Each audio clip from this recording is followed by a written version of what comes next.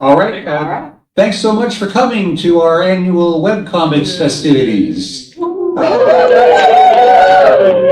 Racon tradition, and I don't want to count how long it's been going on. Don't do the math. Yeah. No math. Like 2 years. Like, 2 years. Right. Yeah. That's good. Yeah. So, basically, we're talking about the current state of webcomics, how to do a webcomic, anything to do with webcomics, and we'll be taking a lot of questions. But just to get things started, well, I thought about asking about some of the subjects that webcomics deal with that have come up recently, and one of which is AI.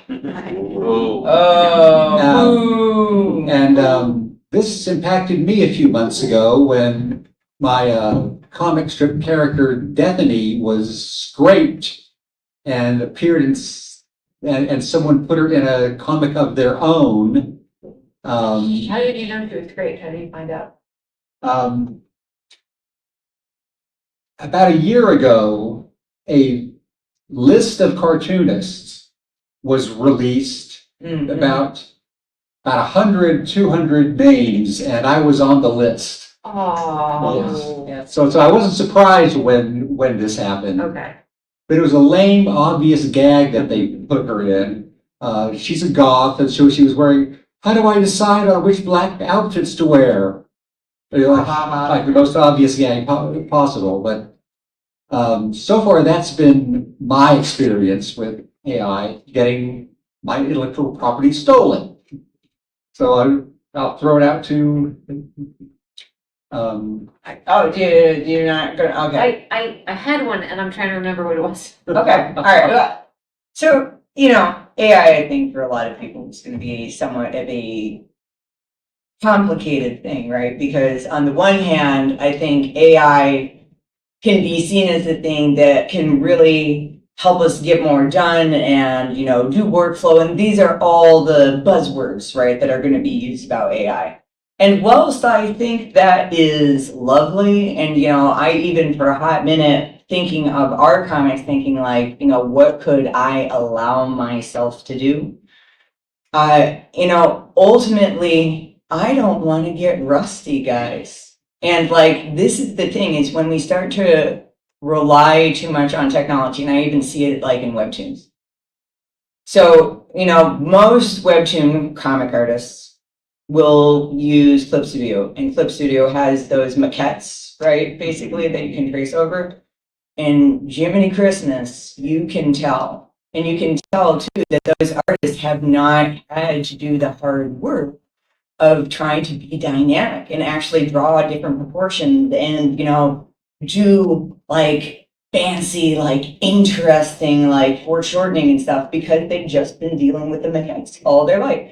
And God love them, that is, understandable because even in college and stuff, that's what we're taught. But that means you're never going to be able to reach that potential, right, as an artist that you could. So you're robbing yourself of certain things. And that does suck. And it does make the books and the visuals less interesting, right? And you're never going to be quite as innovative because you're stuck being beholden to this other thing. So while AI had the illusion, I think, of making us better, it actually doesn't. It kind of makes us worse. Yeah, that's a good point about the maquettes because if Charles Schultz had used a maquette, he would never come up with the way Linus is posed sucking on his thumb and holding a blanket because that physically doesn't work. Right. But it's brilliant the way he draws it. Right. Finding your own voice and finding your own style comes from a lot of trial and error. And if you're only using the prescribed things, everything ends up looking exactly the same. And this is not to shit on anybody that either is using maquettes or using AI. I understand we are all overworked and we're all trying to make our dreams come true. But I think, too, this is where the onus comes on to all of us, but also the business at large to say, hey, how can we make a space that really teaches everybody what they need to support everybody with what they need? And honestly, too, how do we find ways to pay everybody what they need. Universal basic income.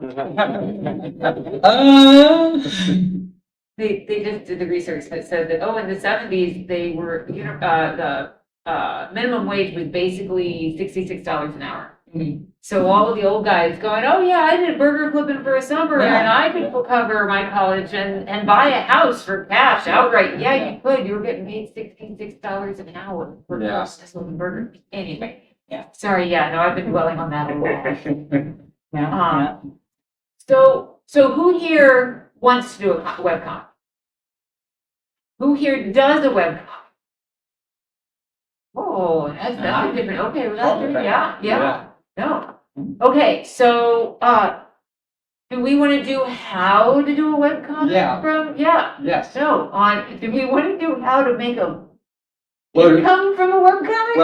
well, since we have so many hands that were raised by people who want to do a webcomic. Yeah. Okay, let's- okay. Yeah. Okay, so I went to Savannah College of Art and Design and my, head director, professor, dude, had an intro for the freshmen, because I majored in comic books. And he said, failure is like a warm blanket.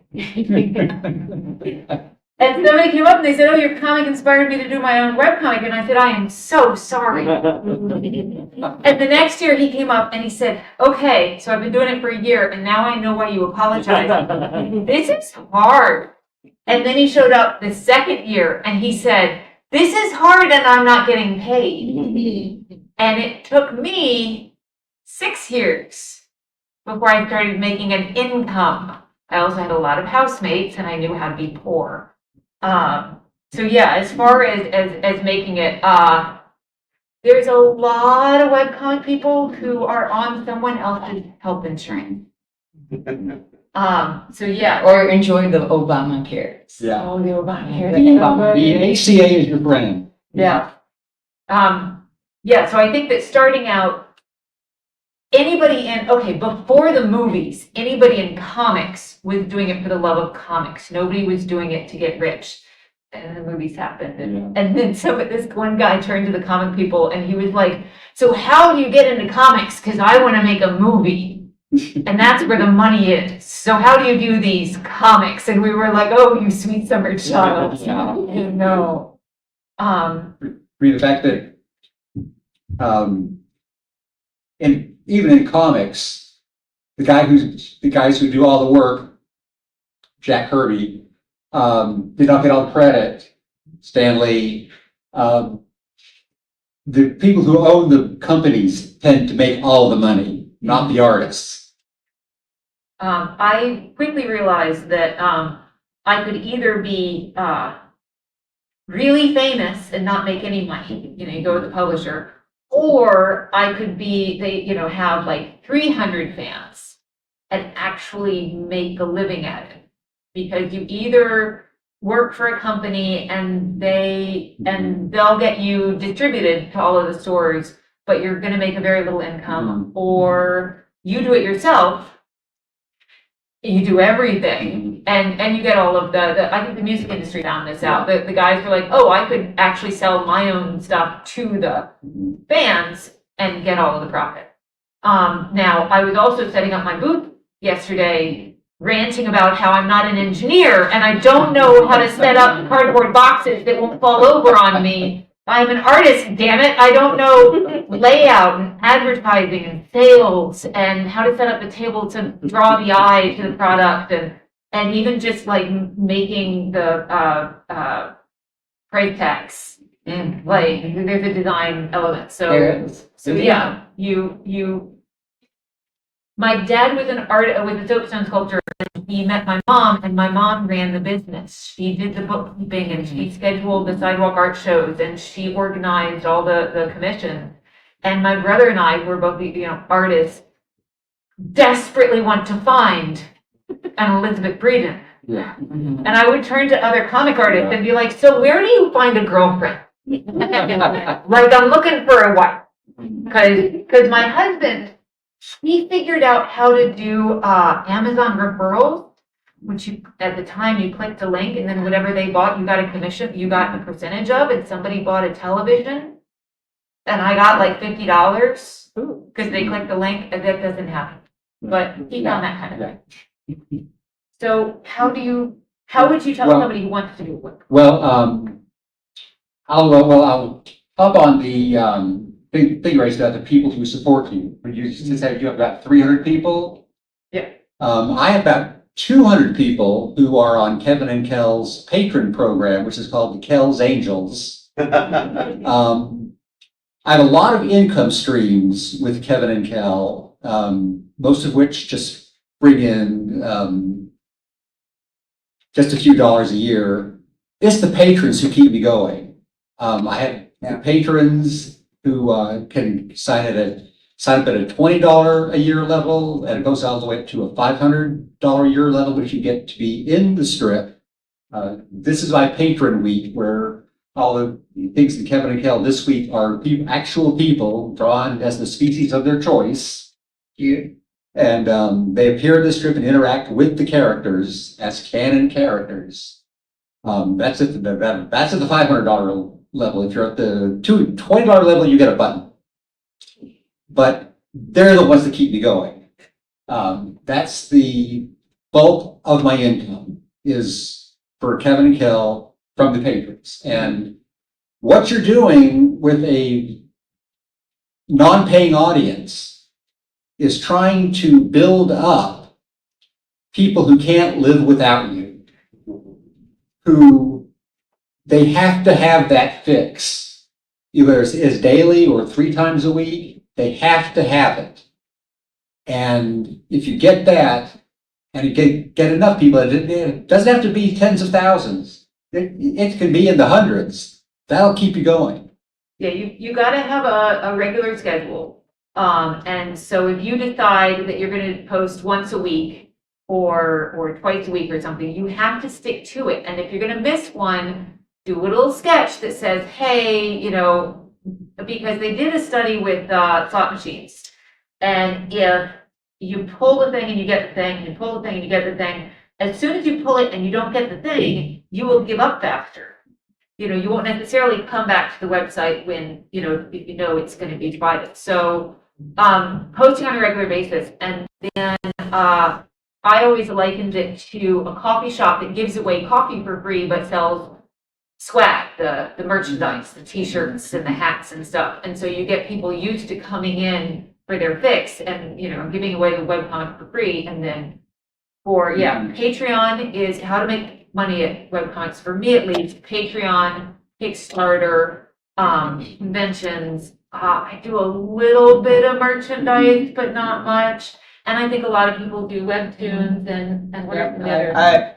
Okay, so it's always so difficult because this business, I've been in it for 22 years, and you'll find this, that every 3 to 5 years, everything changed out from under you. And for the people who know Webtoon, and God love Webtoon, but it's not what it was if you know it, right?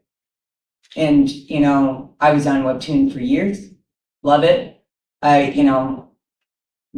I could even realize for myself that, this was not going to be sustainable. And so really it's finding out what that next thing is going to be. And that's tough. What is the next thing in comics? I'm not sure. I'm just going to be real frank with you guys. I am in the middle of, to some degree, a little bit of a business change, because I went into working with other nonprofits last year, being like, I'm going to learn enough about nonprofits, because the way that I feel like the next thing is you got to make some sort of a nonprofit for all arts, right? Because I even have friends who are working in storyboards now who are being told, well, you're going to work in this program, you're going to teach us all the things that we need, and then we're going to have AI do your job. And that's it. That's it. And that's the scary world. And I'm not going to sugarcoat anything. That's a scary world we're in. But where we probably need to be as a culture is we need to make those nonprofits where, again, people are able to create, to learn, and to be able to live off what they're doing, because human ingenuity matters, right? Oh, yeah. So, I'm not going to do that just yet because last year's election was what it was, and I'm needed elsewhere for a period of time. But I hear from a lot of people, that they're waiting for a hero to come in. But guess what? Sometimes you're the person that is that hero. Sometimes you're the person that's going to figure out that next webtoon, that next thing. And that sounds big, that sounds daunting, that sounds scary. But you know what? We're not here to ask permission. We're here to do the right thing. And what the right thing is to find that next thing for everybody. There's a lot of ways to start your book, guys. I'm going to give you a couple of just real, like, crunchy, get this shit done kind of things, because that's the person I am. Guys, draw ahead. And I'm not even talking finished stuff. I want you to figure out, if you're doing, like, these guys do little strips, I would do full actual comics. And that's the webtoon kind of things I would do. I'd also break it down for, comics into webtoons, which would be individual little strips, but I would work ahead. I'd work full issues, sometimes 2 to 3 issues ahead, because I need to have that cushion. If you're wanting to do a webcomic and you've never done it yet, guess what? A lot of people need help. You can go to your favorite like web artist and be like, hey man, you need some help on anything? And they're like, hell yeah, I do. How do you feel about flats? Would you like to learn backgrounds? Would you like to learn all this kind of stuff? This is how you work your way up. You don't need to jump into the deep end. Take those measured steps. Make sure each one of them is sure-footed. And you're going to get where you're going to need to go. If you got more questions for this, baby, I got answers. So your comic will never be ready. It'll never be ready, it'll never be done. If you look at the original comics of Garfield, totally different than what it ended up being. I mean, just art-wise. So, and there was a guy I knew who he drew his first chapter and his first book, and then by the time he got to the end of that chapter, he was like, oh, my art has changed so much. And he went back and he started redrawing from the beginning.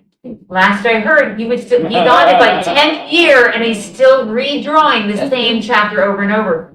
It is painful for me to sell book 1 because I did it 20 years ago. And my art is completely different. But also I went back and looked at it.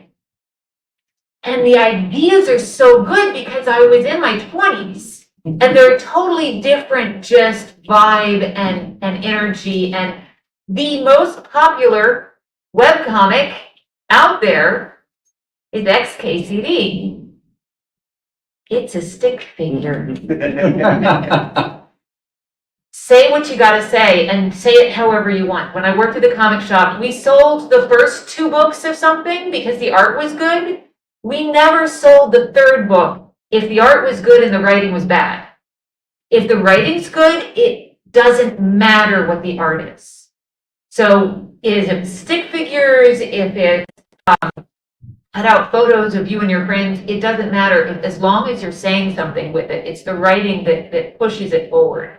And it's going to be different by the 1st versus the 10th versus it's going to change. And that's fine. The amazing thing about webcomics, as opposed to print, is that it can change. People are amazingly forgiving for, oh, this is different than it was at the beginning. As long as you're saying something, you're doing something. And what's amazing is that I thought I was saying things about, stompy boots and chocolate and working in monkey short and stuff. I was like, this is so, like, I'm not saying anything. I'm just complaining about whatever I did that day. Time capsule. Oh my God, the time capsule. You have no idea. I mean, just you go back and now the thing is, I'm still complaining about the thing. But then I had this girl at a convention come up to me and she said, "You make me feel like I'm not broke."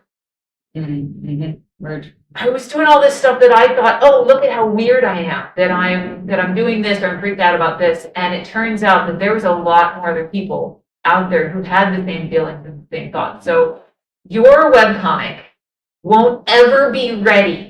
It will never. There's a webcomic about, and then my manuscript was almost done, and then life happened, and the giant guy with life written across comes in and starts beating the crap out of him. And he's like, okay, the manuscript is done. Now it's going to the printer. And then 3 more guys that say life come in and just start breaking his shit.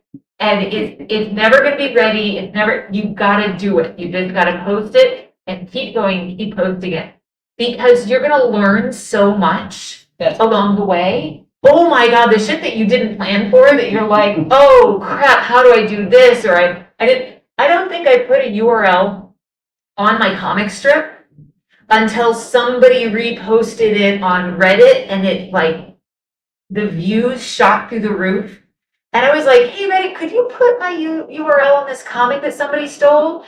And Reddit was like, oh, somebody stole your comic? We'll take it down. And I was like, no. I'm actually getting people finding me. Don't take it down. So after that, I put the URL all the time. Oh, yeah.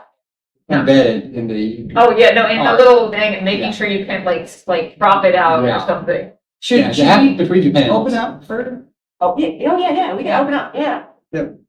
Any questions or anything? We're gonna talk forever. We can talk. We can. What was your oopsie? If you went back and did it again from the beginning, I would. So I went to college for comics, but if I could text myself, I'd be like, have your mom help you buy a house in Savannah, fill it with college students to pay for the rent, figure out home maintenance as you go because that's what you do, and go to the local comic shop, coffee shop where all the artists are sitting around drawing. Just draw every day. And just, because unfortunately in college, the grade will they'll give you so much debt and not a job. Yeah. The previous generation was like, oh, just go back for a master's. That's how you make more money. Oh, no. That's So, okay. So, questions? Sorry. Okay. So I struggle with perfectionism with my artwork, and so I never want to almost do it because I'm like, it doesn't look the way I want it to. So I was wondering what any of your advice or like things you do to help with getting over it or dealing with it. So you're like, just do it because I know I should just do it, but I don't know how to push myself to do that. A daily deadline. Yes, that's what I was going to say. Deadlines. Yes. The deadline that I have to post it because people are reading it. If I don't post, then I'm going to lose a few people that I have. So, come midnight, and I used to actually start drawing at midnight and post it at 6 a.m. type of, so it's posted and having that deadline that for me, not posting isn't an option. I took a mail envelope with a Sharpie and said, I went to a bachelorette party and I'm drunk right now, and I posted it, and that was my most popular. So it's a deadline that you have no choice. And when I came to conventions and I had my comic that I was like, this isn't very good, but if I want to get my car out of the parking garage, I need to sell this so I have the money so I can have lunch and get my car. So you have to buy, oh, this is the greatest thing you've ever read. I think it's crap. But so yeah, having kind of painting yourself into a corner helps. But thank you. I want to say one more thing, like, you might not be at that point that you want to actually do a webcomic. Let's pretend. I want you to even just get a sketch book, a physical. I mean, I do have one. I just always go, and Okay, so for your sketchbook, what I'm going to challenge you to do, and this sort of makes you own it for a while. And you know what? If it's shit, you don't care. Like, you're just going to draw every day. So that's the point, is every day something goes in there. It's a 365-page thing. I'm going to ask you to draw in ballpoint pen. Yeah, but and I'll tell you why ballpoint pen. because I don't know your style, right? You gotta be a little bit more mean, less like these guys because you don't know, right? You can actually sketch light in a ballpoint pen, but also have line weight and be darker. Try that. I did that. Changed my goddamn life. Okay. Okay? Thank you. My mantra was, it's crap, but it's done crap. Go. Hello, Mr. Bo, I was in your, okay, I wrote stuff down, I guess I'll go through it. One thing, first is that I also recently graduated from SCAD, like you, but the thing is, sorry, you, Congratulations, condolences. yes, because like, funny thing, 2 months after SCAD, like this is like my, this is probably my third month, I got a burnout and I haven't been able to draw in like 2 months. And the thing is, I don't want to use the wrong pronoun, so I'm just gonna use they. She. Okay. She said, like, I'm a perfectionist too, and like to a certain extent, this kind of came from me interacting with my peers and also professors, because they kind of also always say that, oh, your stuff is kind of flat and stiff, so do more figure drawings, do more box studies. I've done like so many box and like perspective studies and figure drawings that I went insane, and I basically just stopped drawing for a short while, and like now I can't really pick up a pen without feeling a headache. Yeah. And that's how it is. And I just want to say, how would I ease myself back to the joy of creating stuff? Because I feel like that got sucked out of me the last 2 years of like school. Yes. And one more thing for like I want to. One more thing with Miss Comfort Love, like when you said earlier about like people who work in like storyboarding, and they basically have to teach like certain people how to do stuff, and then they kind of have that done by AI. Funny thing, my last 2 quarters at SCAD, I took the advanced storyboarding class. My professor literally said, "Oh yeah, I'm kind of like going on light on work right now because of like the change in like the tech industry tech. Like basically they kind of like incorporating with AI, and he was trying to push AI on us. I respect the guy, I love the guy. But the thing is, like, he began like telling us about AI stuff, and I kind of just slowly lost a little bit of interest. I was like, yeah, I'm gonna leave. Yeah, it's a definite, like, even trying to embrace it, right? Just go back. Is, Yep. there we go. For you. There we go. Oh, no. So, Okay. so for burnout and because when I was in college, I saw all of the graduates get day jobs to pay back their loans while they look for a real job, and then I saw them never going back to art again. correct. And so for me, I saw webcomics was a way to keep drawing every day while still looking for the day job, or whatever it was. So a way to just keep drawing, but you're having trouble getting back to drawing. Yeah, the frustration, especially with the AI now, the frustration and the burnout is real. I found music helped, and taking away that pressure of this doesn't have to be anything. It doesn't have to be a comic. It doesn't have to be a picture. I'm not going to show that sketchbook thing.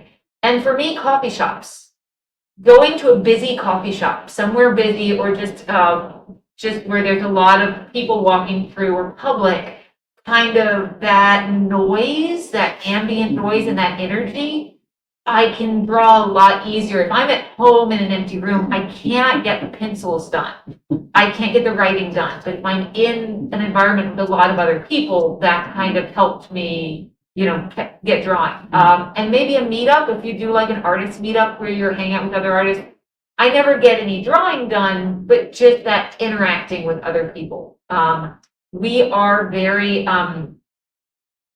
so we sit in the basement, we draw all day by ourselves, and it's hard to be social. Conventions are one of the few times that I'm actually around other people. And so you can definitely get stuck in your own head. So having a drawing group, having a meetup group, just going to a coffee shop, going to public to sketch stuff might loosen you up a little bit without that pressure of I have to do something. And you might not know what works for you. So just try stuff and maybe you'll find it that way. Just trial and error. Find a mentor. You get a mentor, you're gonna kick your ass, but in a loving way. Find somebody good. There's people that'll help you. Trust me. I mean, I do kind of like pay for certain like Patreon people who kind of does like, anatomy studies and stuff like that. Sure. Work with somebody. Give them work. I need to be in the same room. Internet Yeah. stuff, it's difficult for me to, I have 3 or 4 friends that will do sketch meetups, so, and I don't get any work done, but I feed off of that energy. That's good. So, Thank you. Welcome. Hey, can you tell me the pros and cons to working with webtoons? That's me. So, Webtoon, again, as we talked about, isn't as strong as it used to be, in part because they didn't necessarily go out for a different audience, right? You know, they had one audience that it got really big in around 2016 to 19, and they're like, cool, we're gonna stay right there. And then any innovation or anything that was happening, they didn't quite support it, and so therefore, everything is kind of moving. So there is that. But I think, pro, you do get your comic out. There are still people on Webtoon, and that is awesome. And that, if you're doing a good book, even if it's just training you, like it's going to give you that time, it's going to give you that skill, and then possibly you're going to start building your fan base, and that's going to bring in things like Patreon and stuff like that, and comic conventions. All that pays into what you make to make a living out of this. The cons are, man, oh man, it is a lot of work, baby, and you do need to get a certain amount done. So I would post every week for a period of time for a full issue, right? Then I'd even have a couple other people that I did mentor, right? Like I talked about mentorship. They'd come in and I'd have 3 stories that were in the universe, but done by other artists. And then I'd go back after that. I take 1 week off and I'd go back and do the next comic. But that's what I mean by working ahead.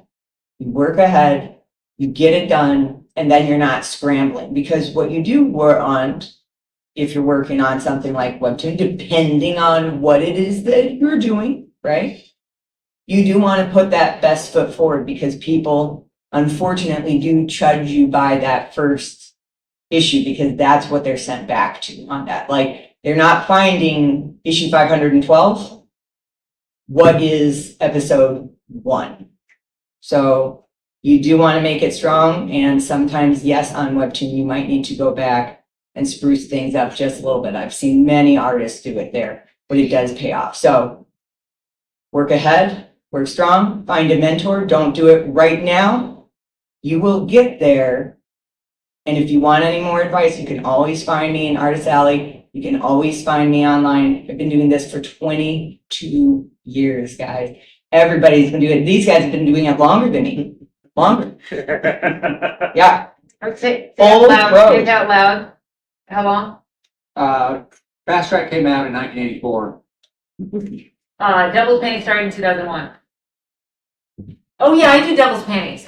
We didn't. Oh yeah, we didn't. Yeah. Oh, We didn't even introduce ourselves. We can skip that. We can skip that. Okay, so the Webtoon thing, and I wonder if the thing is, because you are judged by the first one. You are judged Would by you recommend going to a different platform to start to play test, to refine? You could get do that. You feedback? could do that. And also sometimes people restart their series, like for real, on Webtoon, and then they send them to the new version of it. Okay, Legit. okay, so. Yeah. Okay, so kind of figure out the title of your, if it's going to be your name or if it's going to be the name of your comic, whatever. Buy the URL.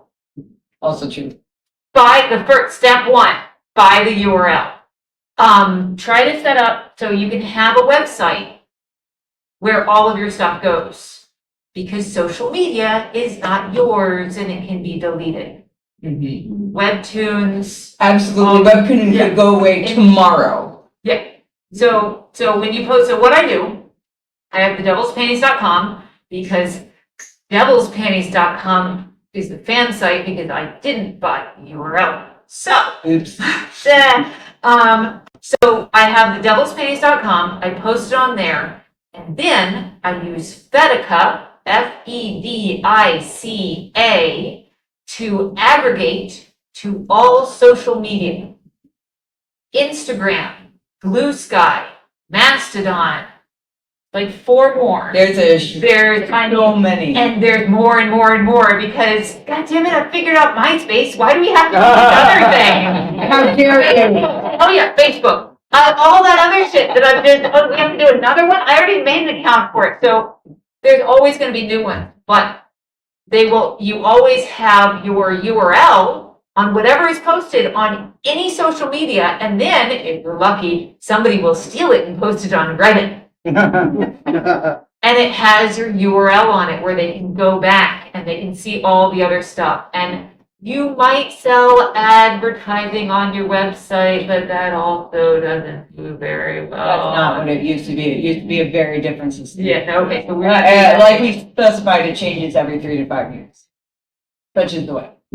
And so it's a way to, you can try out the comic, you can post it, you have complete control over it, and then it is somewhere. And then you can gather up readers from use hashtags to, I did a comic that had to do with mountain climbing, and I did the mountain climbing hashtag, and all of these people kind of trickled in from, we saw mountain climbing or something. So use social media as advertising for your website. Thank you. You're welcome. Wow, Luigi, you make a comic. Yeah. Hello. So I used to write a strip comic that came out once a week.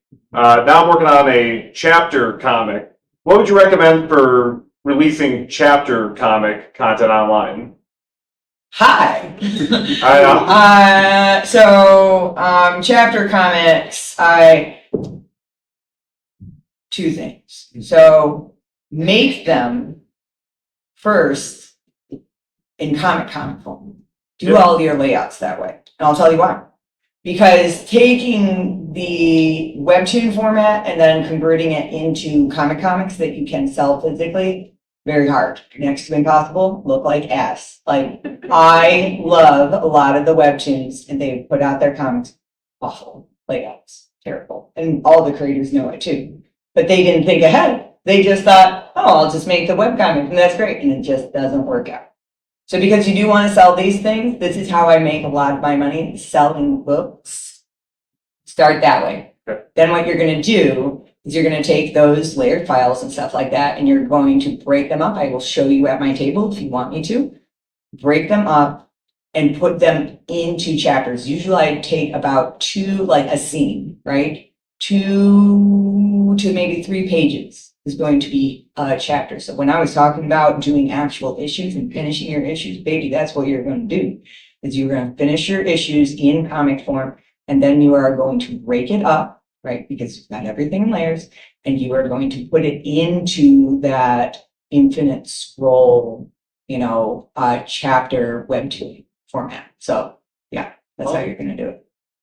All right, thank you. You're welcome. So I didn't think about printing because that was I wanted my life's goal was to have a printed book in comic shops. And unfortunately, when I started my comic, I might have just taken a sheet of notebook paper and folded it in half and been like, okay, that's how big my comic's going to be. And I didn't think about printing a book. And when I went to printing, I took a graphic novel and I outlined it and I measured it and I said, okay, that's what a graphic novel is. Well, the graphic novel has 3 comic strips on each page for me. That's 3 days worth of work on 1 page. And then at the end of the year, when I go to make the graphic novel, it's not big enough for all of that. And so I'm having to add a bunch of stuff at the end. And my God, if I could finish a year and have 365-page graphic novel, that would be amazing. But I didn't because I'm an idiot. And then also it's an odd size. And so printing, I can't get my book into as many shops and they can sell it more if it's a standard size. So used to be Amazon, was the print on demand place. Once upon a time, the minimum print run was 1,000 books, and then you had to live with 1,000 books. Now there's print on demand. Amazon has KDP, which is a print on demand, but they are evil. So you go over to Ingram Sparks, INGRAM Sparks. They provide all the books to libraries. When you go to their website and you go to make a book, there's a little box that says, do you want us to sell your book and offer your book to the world to buy? And you go, yes, please. And they go, cool. And it's done. So any library in the country can order it. Just look at their sizing. Because there's some books that are way cheaper to print than others because it's a standard size. So when you go to start your comic strip, look at some basic printing sizes and see if you can adjust your art and your storytelling based on that. Yeah. Yeah. Uh-huh. Yeah, and try to do black and white. Yeah, so it doesn't get muddy. It's a lot cheaper to print in black and white. The cover can be cover can be colored. Yes. Your webtoon will probably have to be colored though, so I guess. So save it in black and white. Yeah, save it in black and white and do it high res. A lot of people, guess what? They did their stuff at 72 DPI. That was only for the first year of the comic, okay? Oh. That's all right. I know that story. That's great. But that's all right. Also, big webtoon name people did the same. Oh no! I was doing my comic in 2001. I didn't know any better. I didn't know what You DPI know, was. it's all right. Holy crap. A lot of people, because webtoon was a thing that surprise got big, they didn't quite know what they were doing, right? And so they were like, "Whoops!" You draw your comic and you save it at least 300 DPI, 8.5 by 11 or whatever it is. At least 300 DPI. Yeah, 600. I save mine at 600 DPI, and it's probably about 8.5 by Yeah, 11. because the resolution will probably continue to go up. Now I think I try to save it because I save it in Clip Studio, so it's a clip file, but then I have to convert it to TIFF Yes. to actually get it to go anywhere. And so yeah, there's posting it online. I've got my small file, which is going to the internet, PNGs, and then I've got my major ones, and then I transfer everything over into a making a book thing. And you mess with the files to make the book in a separate folder that is a copy That's right. of the original. Don't save over your files. That's what Yeah. you're saying. Yeah. That's what I'm saying. It's always And call it a have- different name. Yes, Yeah. it's over here, and I'm playing with my book over Uh-huh. here because the times that I accidentally saved it a small file and now I have to redraw it. And yeah. Sharing Christmas, right? What do you save your resolution at? 600. Okay, 600, yeah. 300 for color, because otherwise 600. Yeah. Okay, question. I have two questions. All right. First, do you draw by hand first and then upload or make it digital? And second, Jenny, you mentioned the importance of good writing. Can you speak to that a little bit? Fuck! Let's start with that first question. Okay. Okay. You want to start with that? And I'll. Well, I am one of those people, I still put a writing implement on a piece of paper. I draw in pencil, I put a piece of tracing paper over it, then I ink on the tracing paper.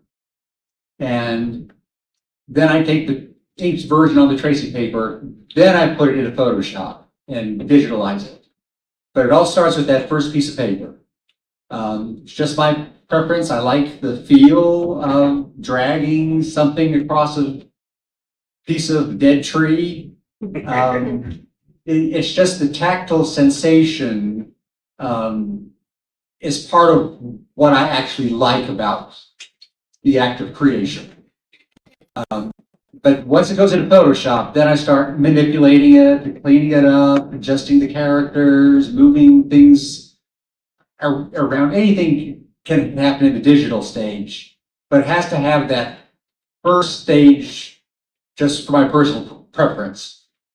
I definitely lay out, I start with a pen on a piece of paper and I do stick figures to kind of figure out where things are gonna be. Is it gonna be a close-up? Is it gonna be a full shot? How is it telling the story? Can I hand it to somebody? In college, we learned this. You got your stick figure comic idea, you hand it to someone and you do not explain what's going on and have them read it back to you. And so you can figure out if something's working, if you can figure out, oh my God, head in the hands. No, because I had a friend, like, basically I have a close friend who I kind of like sketch and draw stuff with him. But the thing is, like, my poses that, like, I showed it to him, he basically said, is this person like having like a stroke or something? It's something you wouldn't even, you're like, oh, it's very clear to me, but I don't understand. A guy in college had drawn a panel and he drew a circle and a square. I think it even had, and they could not figure out what it was. And he was so angry, nobody could figure out the obvious. It's a spaceship landing on a building. Duh. Gosh, So geez. yeah, you write your comic, whatever, just stick figures, just real quick, I hand it to my husband and he's like, yeah, that works, or yeah, I don't get it, or and so before you get into, if he looks over my shoulder and I'm inking something and he's like, yeah, that doesn't work, I'm like, yeah, too late, it's not a comic, go to bed, yeah, it's done. So pen on paper for stick figures, and then I sketch with pencil on, again, a piece of paper to figure out the layout, to figure out, am I getting too detailed? The first time I did digital, I zoomed in and I did way too much detail and it made no sense. And so, yeah, to get that college, you want filet mignon and mashed potatoes. You want that one really detailed panel, and then you want something much simpler and spread out. And so you have to balance that you're not getting too busy. And so I felt like drawing on a piece of paper kind of helped me with that. And then scan it into Clip Studios because it's free, because Photoshop is a monthly subscription. And My wife's a university professor, so we get a discount. well done. She wanted another wife. Yeah, we did buy InDesign because making InDesign is way easier to make the books. So I do love for inking Clip Studios because undo is my friend. So yeah, how do you do? If I'm doing actual comics, fully digital at this point, I don't need to draw that. But again, 22 years here, guys. So if you feel like you gotta draw it out by hand and do your layouts by hand, be my guest. Go ahead, scan it in, do the thing. Speed was the name of the game for me. Quality, speed. These things have to be balanced. Right now, I'm working on a commission. That's physical. I'm also a physical artist. You know why I do this? Because I make money at it. Yeah. That's why. I do like it a lot, but I have to make money. I'm doing commissions. That's just one of these ways. These commissions gotta get done. Hence the reason I'm trying it here on the page. So. Yeah, I mentioned the patron program earlier that keeps Kevin and Kel alive. One of the premiums I give to my patrons are original strips.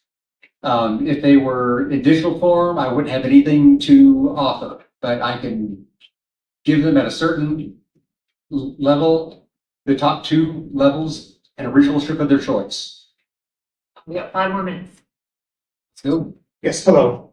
I am not much of an artist. I'm more of a writer than an artist, even though I am working on drawing my own characters. But I am looking to collaborate with other artists. So I was wondering, how should I go about finding artists? What platforms should I go to? What criteria should I look for? God, I would have used this DeviantArt and stuff like that. Convention.